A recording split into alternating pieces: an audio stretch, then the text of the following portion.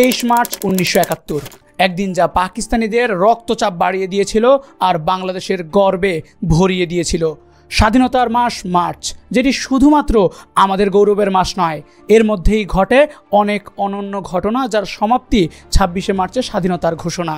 কিন্তু এই মার্চের কিছু ঘটনা যা আমাদের মুক্তিযুদ্ধের ইতিহাসের গুরুত্বপূর্ণ অধ্যায়, সেগুলো কেন সামনে আনা হয়নি? অথবা হয়তো কিছু ঘটনাকে ইচ্ছাকৃতভাবে আড়ালে রাখা হয়েছে। তাহলে প্রশ্ন উঠতেই পারে, কেন ইতিহাস থেকে এসব ঘটনা বাদ দেওয়া হলো? কেন কিছু ঘটনাকে চাপা দেওয়া হলো? আর কেন অন্যদের নায়ক করে সামনে আনা হলো? আজ আমরা কথা বলবো সেই 23 মার্চ 1971-এর দিনটি নিয়ে, যখন বাংলাদেশের মাটি, বাংলাদেশের মানুষ এক বিরাট আন্দোলনের সূচনা করেছিল যা পাকিস্তানিদের কাঁপিয়ে দিয়েছিল। কি ছিল সেই ঘটনা? কেন এটি ইতিহাসের অন্ধকারে হারিয়ে গেল? একে কি শুধু আড়াল করা হয়েছিল, নাকি আমাদের সম্মুখে আনা হয়নি নানা কারণে? আসুন ধীরে ধীরে এই ঘটনা জানার চেষ্টা করি। 23 মার্চ 1971 ছিল একটি ঐতিহাসিক দিন, যেদিন সারা দেশে পাকিস্তান দিবস পালন করার প্রথা ছিল। পাকিস্তানের পতাকা উড়ানো ছিল দেশের প্রতিটি কোণে এক নিয়মিত দৃশ্য। সরকারি অফিস, আদালত, শহর থেকে গ্রাম, বাড়ি বাড়ি, স্কুল, কলেজ, সর্বত্র পাকিস্তানের পতাকা বয়ে চলত। এটি ছিল এক প্রতীক, একটি শাসন, একটি ঐতিহ্য। কিন্তু 23 মার্চের সেই বিশেষ দিনে ইতিহাসের গতিপথ বদলে যাওয়ার এক মুহূর্ত আসে। স্বাধীন বাংলা ছাত্র সংগ্রাম পরিষদ সিদ্ধান্ত নেয় তারা এই রাষ্ট্রীয় নিয়মকে চ্যালেঞ্জ করবে। তারা এক বিপ্লবী পদক্ষেপ নেবে। তাদের ঘোষণা ছিল অত্যন্ত সাহসী। আজ থেকে পাকিস্তানের পতাকা নয়, শুধু স্বাধীন বাংলার লাল সবুজ পতাকা। এই ঘোষণাটি ছিল শুধুমাত্র একটি প্রতীকী প্রতিবাদ নয়, এটি ছিল স্বাধীনতার এক চরম ঘোষণা, যেটি দেশের প্রতিটি কোণে নতুন করে এক মুক্তির শপথ জাগিয়ে তোলে। তারা জানতেন যে পতাকা সারা দেশে উঠছে, তার বিপরীতে তারা যে নতুন পতাকা ওড়াতে চাচ্ছেন তা আসলে একটি জাতির স্বাধীনতার মন্ত্র। শুধু পতাকা উত্তোলন নয়, পল্টন ময়দানে আন্দোলন করা হলো এক ঐতিহাসিক অনুষ্ঠানের। তারা জানতেন যে পতাকা সারা দেশে উঠছে, তার বিপরীতে তারা যে নতুন পতাকা উড়াতে যাচ্ছেন তা আসলে একটি জাতির স্বাধীনতার মন্ত্র। শুধু পতাকা উত্তোলন নয়, পল্টন ময়দানে আয়োজন করা হলো এক ঐতিহাসিক অনুষ্ঠানের। পল্টন ময়দান সেদিন যেন এক স্বাধীনতার প্রতীক হয়ে উঠেছিল। সামরিক কুচকাওয়াজ, ব্যান্ডে সুরে সুরে পুরো ঢাকার আকাশ বাতাস যেন এক নতুন চেতনায় ভরে উঠেছিল। ছাত্র সংগ্রাম পরিষদের নেতারা কুচকাওয়াজের মাধ্যমে জানিয়ে দিল, আজ থেকে এই দেশের পতাকা লাল সবুজ, আর কিছু নয়। তারা জানতেন তাদের কাজ এক মহৎ উদ্দেশ্য নিয়ে, একটি দেশের বীজ রোপণের জন্য।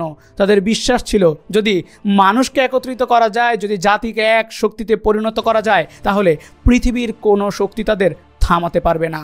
পল্টন ময়দান ছিল এক অগ্নিগর্ভ জনসমুদ্র, যেখানে হাজার হাজার মানুষ একত্রিত হয়ে দেশপ্রেমে উদ্বুদ্ধ হয়েছিল।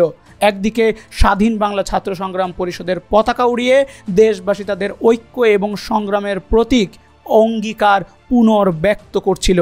দেশের প্রতিটি অঞ্চলে এক অবিশ্বাস্য বিপ্লবের সূচনা হলো, যা শুধু একটি রাজনৈতিক আন্দোলন ছিল না, বরং এটি ছিল জনগণের চেতনা জাগ্রত করার এক অসাধারণ উদ্যোগ। এদিনের সেই প্রতিবেদনটি দৈনিক ইত্তেফাকের পাতায় বিশাল অক্ষরে প্রকাশিত হয়েছিল। মাভই মাভই মাভই বলা হয়েছিল, কেন্দ্রীয় ছাত্র সংগ্রাম পরিষদ ও স্বাধীন বাংলাদেশ কেন্দ্রীয় শ্রমিক সংগ্রাম পরিষদের ডাকে গতকালের দিনটি বাংলাদেশব্যাপী প্রতিরোধ দিবস হিসেবে পালিত হয়েছে। দেশ জুড়ে এক অসাধারণ চিত্র সৃষ্টি হয়েছিল, আর সেই চিত্রের বর্ণনা ছিল এরকম: গণ আন্দোলনের সাগরে ভরা কটালের জোয়ারের ভাসমান জনতা, যা ছিল এক অপরূপ দৃশ্য। এই দৃশ্য ছিল শুধু দৃশ্যমান নয়, এটি ছিল এক অপ্রতিরোধ্য শক্তির প্রকাশ, যা দেশের ভবিষ্যৎকে পাল্টে দিতে চলেছিল।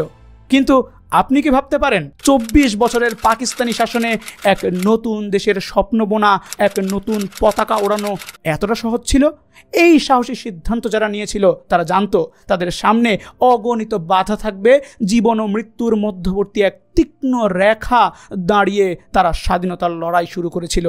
সেদিন যারা পতাকা উড়িয়েছিল তাদের মনেও ছিল গভীর এক আশঙ্কা, পাকিস্তানি বাহিনী হামলা করবে।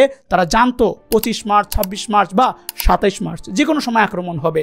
কিন্তু তারপরও সেই জীবন মৃত্যুর দোলাচলে তারা তাদের সিদ্ধান্তে অটল ছিল। তাদের ছিল একটি অনমনীয় বিশ্বাস, যুদ্ধ তাদের জন্য প্রস্তুত ছিল, আর তারা কখনোই পিছু হটেনি। লাহোর প্রস্তাব গ্রহণের স্মারক দিবস 23 মার্চ। সেই পাকিস্তানি শাসকদের বিরুদ্ধে সাহসী বাংলাদেশের মুক্তিযোদ্ধাদের জন্য হয়ে ওঠে এক দুর্বার দিন, এক দৃঢ় প্রতিরোধের মঞ্চ। পাকিস্তানি অত্যাচারীদের জন্য এটি ছিল একটি শাস্তি, একটি কড়া জবাব। আজ স্বাধীনতার 54 বছর পর যখন সেই লাল সবুজ পতাকা আমাদের আকাশে উঠছে, তখন আমরা নিজেই প্রশ্ন করতে পারি, যারা এই মহান কাজগুলো করেছিল তারা কি যথাযথ সম্মান পেয়েছে? যারা নিজেদের জীবন বাজি রেখে স্বাধীন বাংলার পতাকা উড়িয়েছিল, তাদের স্মৃতি কি কখনোই আমাদের সামনে এসেছে? 54,000 বর্গ মাইলের বাংলাদেশে তাদের অবদান কি শুধু ইতিহাসের পাতায় চাপা পড়ে থাকবে? কেন আমরা তাদের যথার্থ সম্মান দিতে পারলাম না? স্বাধীনতা সংগ্রামের সেই মহান নায়কদের কেন আমরা ভুলে গেছি? অথবা তাদের কাজকে কেন এতটা আড়াল করা হয়েছে? আমাদের জাতি হিসেবে এই প্রশ্নগুলোর উত্তর কোথায়? একদিন ইতিহাসের সমস্ত অন্ধকার কুয়ো থেকে আলোর রশ্মি বের হয়ে আসবে, আর সেদিন সত্যের মুখয়ব পুরো পৃথিবী দেখতে পাবে। হয়তো সেই দিন খুব বেশি দূরে নয়। কেমন হবে যদি এসব গোপন সত্যের উপর ভিত্তি করে একটি বই লেখা হয়? একটি বই যা আমাদের আর হাহাকার করতে দিবে না ইতিহাসের সঠিক জ্ঞান পেতে। দর্শক, শীঘ্রই এই রহস্যময় বইটির সাথে পরিচিত হতে চলেছে স্বাধীন বাংলা ছাত্র সংগ্রাম পরিষদের এক অবিস্মরণীয় নেতা, বাংলাদেশের এক অবহেলিত নায়ক। তার আত্মজীবনী শীঘ্রই প্রকাশ করবেন। যা তিনি বিশ্বাস করেছেন তাই বলেছেন, যাই বলেছেন তাই বাস্তব জীবনে ধারণ করেছেন। এই বইয়ের মাধ্যমে উন্মোচিত হতে যাচ্ছে ইতিহাসের অনেক অজানা অধ্যায়, বহু চাপা পড়া তথ্য এবং গভীর বিশ্লেষণগুলো সামনে আসবে। আর কিছুদিন অপেক্ষা করুন, তারপর দেখবেন ইতিহাসের নতুন অধ্যায়।